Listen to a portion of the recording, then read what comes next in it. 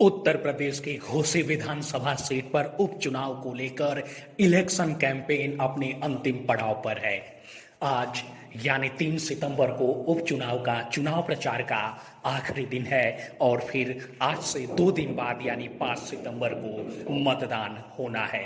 आप जानते होंगे कि घोसी विधानसभा सीट पर ये जो उपचुनाव हो रहा है उसमें मुख्य मुकाबला भारतीय जनता पार्टी के उम्मीदवार दारा सिंह चौहान और समाजवादी पार्टी के उम्मीदवार सुधाकर सिंह के बीच में है। एक तरफ जहां यह मुकाबला बेहद कड़ा माना जा रहा है, वहीं सवाल यह भी उठ रहा है कि आखिर इस चुनाव में हार के बाद सुधाकर का क्या होगा, दारा सिंह का क्या होगा। बात दरअसल ये है कि सुधाकर सिंह भी यह बयान दे चुके हैं कि यह उनके राजनीतिक करियर का आखिरी चुनाव है। ऐसे में यह सवाल तो बहुत अहम हो जाता है कि अगर सुधाकर सिंह जीत गए तब तो ठीक है, मगर हार गए तब क्या होगा। इसका जवाब कुछ राजनीतिक विश्लेषक यह देते हैं कि सुधाकर अपने लड़के को चुनावी राजनीति में और ज़्यादा सक्रिय कर सकते हैं और ऐसा हो सकता है कि आगे के विधानसभा चुनाव में सपा की ओर से सुधाकर सिंह के बेटे को टिकट मिले। ऐसा सपा समर्थकों का और राजनीतिक जानकारों का भी मानना है। लेकिन सबसे गंभीर सवाल तो दारा सिंह चौहान को लेकर उठ रहा है, क्योंकि दारा सिंह चौहान समाजवादी पार्टी से विधायक थे घोसी विधानसभा सीट से, मगर उन्होंने अपने पद से इस्तीफा दे दिया और भारतीय जनता पार्टी में शामिल हो गए।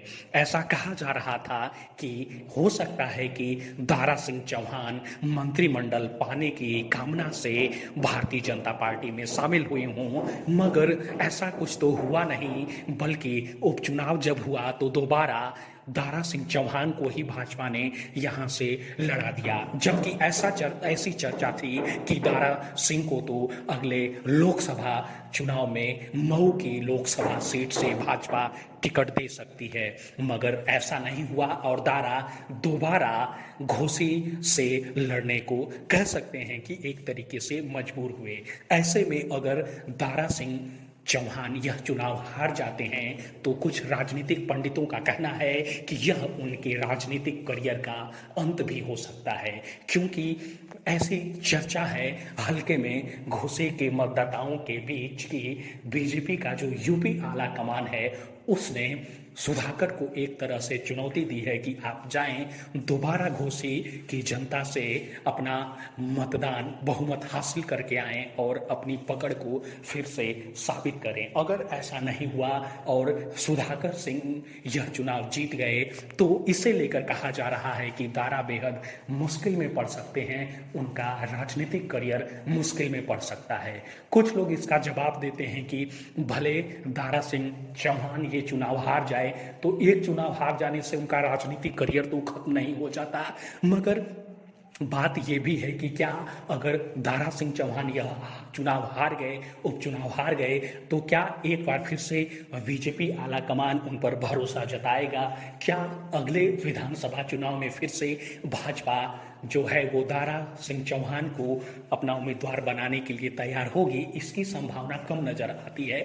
इसकी वजह यह भी है कि एक तो वो उपचुनाव हार जाएंगे और दूसरा यह कि भारतीय जनता पार्टी के पास भी युवा नेताओं की एक फौज सी या पौध तैयार हो गई है, जो कहीं ना कहीं यह चाहती है कि उन्हें अब मौका दिया जाए। कुछ राजनीतिक पंडित यह भी कहते हैं कि दारा सिंह चौहान का जो राजनीतिक बर्ताव रहा है तो ऐसा भी हो सकता है कि अगर वो घोसी उपचुनाव में हार जाएं तो दोबारा समाजवादी पार्टी में शामिल हो जाएं।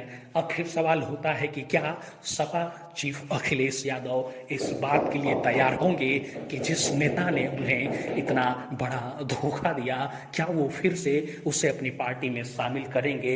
और फिर अगर शामिल हो भी जाते हैं तो क्या उन्हें उम्मीदवार बनाएंगे? और क्या घोसी, आजमगढ़ या मऊ की जनता उन पर भरोसा करने को तैयार होगी? इसलिए राजनीतिक गलियारों में इसकी खूब चर्चा है कि दारा सिंह चौहान के लिए यह उपचुनाव बेहद खास हो गया है। भले ही उत्तर प्रदेश के मुख्यमंत्री की जो कुर्सी है उससे इस उपचुनाव को कोई फर्क न पड़ता हो, मगर दारा सिंह चौहान के राजनीतिक करियर के लिहाज से तो यह चुनाव बेहद खास हो ही गया है।